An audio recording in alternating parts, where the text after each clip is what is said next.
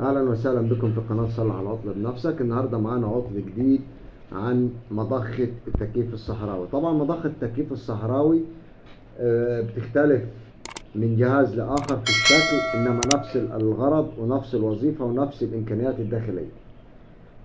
المضخه دي بيشغلها العميل، بيسمع صوت زنه، هو فكها وجابها لي على وضعها زي ما هي كده، بيسمع صوت زنه لكن ما بتضخش معاها ميه بالشكل ده اهو. صوت خشن جدا لكن ما بتضخش معايا ميه. تعالى نفك مع بعضينا ونشوف المشكله فين ونبدا نصلحها بنفسنا في البيت. هتبدا عندي هنا كليبسات اهي، هنبدا من هنا من فوق اهو، وراح عامل كده نفس النظام الناحيه الثانيه. هنلاقي طلع معايا الجزء ده انا مش محتاجه.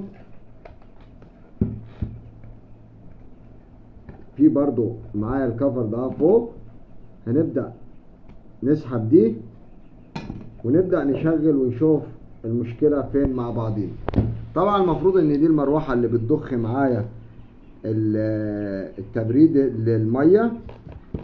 هنبدأ نشغل، المفروض تضخ المية معايا هنا، والمية بتطلع معايا من الناحية دي هنا بالشكل ده اهو. لو تلاحظ لو بصينا هنا هنلاقي الدنيا واضحة اهو، كل حاجة دي اهو بالشكل ده بتضخ المية هنا بتوصلها معايا هنا. تعال نشغل ونشوف المشكلة عندي فين.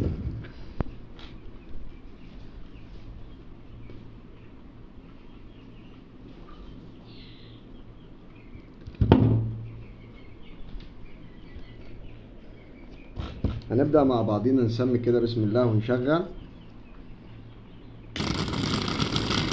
طبعا كده احنا عرفنا المشكلة فين. المشكلة عندي هنا. طبعا احنا عشان نتأكد ان هي اشتغلت شغل سليم ولا لا، وهل هي صوتها هيبقى عالي وهي شغالة ولا لا، هنبدأ نشغل ونشوف الضخ مع المية هيعمل ايه معايا ايه.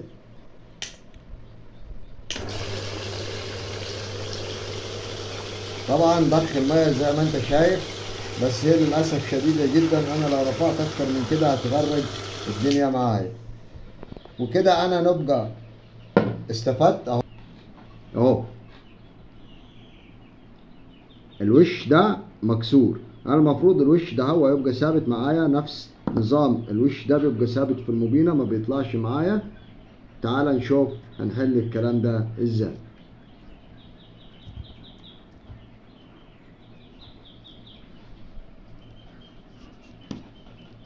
مفروض ان انا نرجع دي على وضعها الصحيح كده مكانها باي صنفرة خفيفة، وهتبدأ تشيل الشوائب والاتربة اللي هي هنا دي اهي. ركز معايا اهو.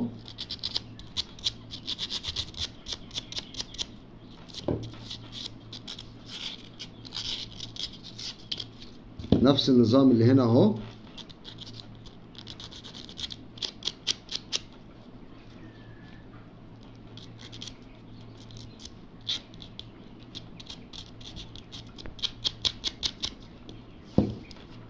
وهنبدأ مع بعضنا واحدة واحدة.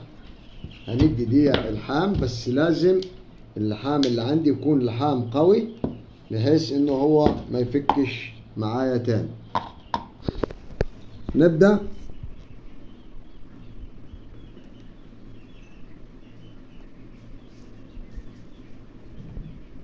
هندي سنة الحام بالشكل ده اهو.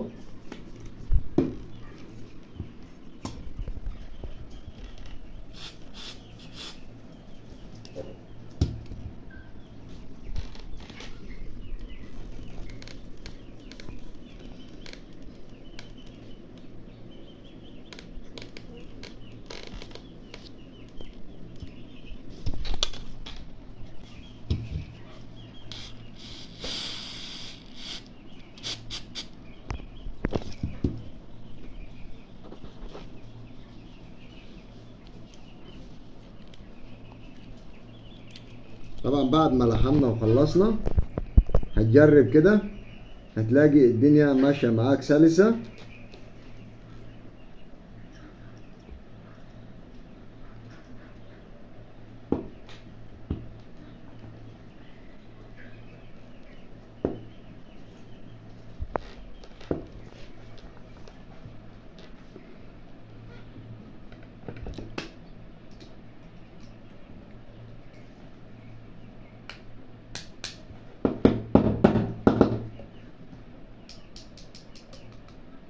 طبعا ممكن تكون كانت عندي زوايد في اللحام، فعشان كده كانت في التركيب تبقى صعبة شوية او فخالة. اهم حاجة في الموضوع ده انك تشيل زوايد اللحام اللي بتبقى هنا اهي.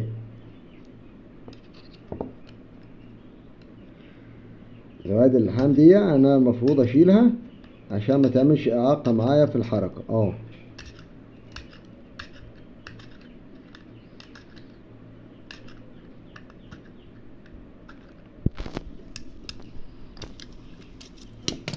بالشكل ده. هنبدأ مع بعضنا نركب تاني ونشوف الوضع، هل الوضع اختلف ولا لا.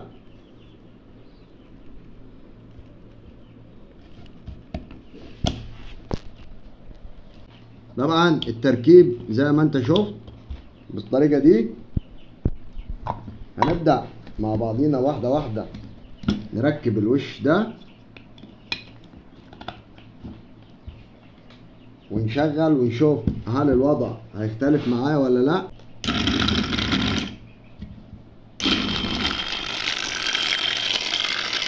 كده حتى لو حطيت ايدك هنا الناحية دي هتلاقيها مخرجة معاك هوا وشغالة معاك حلو، لان الريشة بدأت تثبت معايا هنا اهي. طبعا الصوت العالي ده لان هنا المفروض عندي مجرى هنا اهي، دي بتركب فيها دي عشان تثبتها ما تروحش وتيجي، وفي نفس الوقت دي بتبقى بتلف معايا مع المغناطيس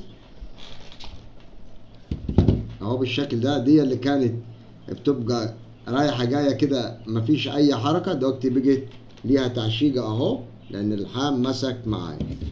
تبدأ تنزلها في مكانها وتحمل عليها بالوش اللي فوق. طبعا الصوت دوت بينعم خالص مع اختفاء مع شغل المية. لما بتشتغل في المية صوتها بينعم عن كده خالص. وبالشكل ده احنا نبقى عالجنا الموضوع ده وبأقل تكلفة وبدون ضرر، وحاجة انا عندي كويسة وشغالة، وفي نفس الوقت انا عشان نجيب دي مع يعني سعرها هيبقى برضو مش مبالغ فيه قوي، بس برضو انا حاجة دي صلحتها وبأقل تكلفة موجودة عندي. هتبدأ زي ما فكيت هتبدأ تقفل تاني بالشكل ده، وهنبدأ هتركب ضغط الطريقة دي زي ما فكينا، زي ما اتعودنا مع بعضنا. زي ما فكينا هنركب وترجع تشغل اخر مرة.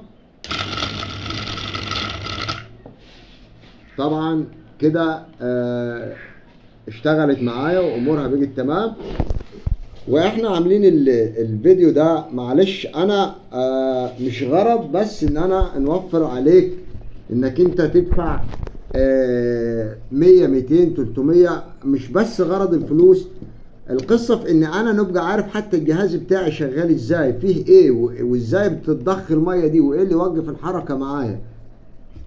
فلما انا نعرف محتويات الجهاز اللي عندي بنعرف نتعامل معاه، بنعرف ازاي ده يرتاح وازاي يشتغل، وبنبقى عارف اوضاع الجهاز عامة. وكده احنا نبقى وصلنا لنهاية الحلقة. لو عجبك الفيديو ما تبخلش علينا باللايك، ولو كنت لسه ما اشتركتش في القناة اشترك في القناة وفعل زر الجرس عشان توصلك كل فيديوهاتنا. سلام.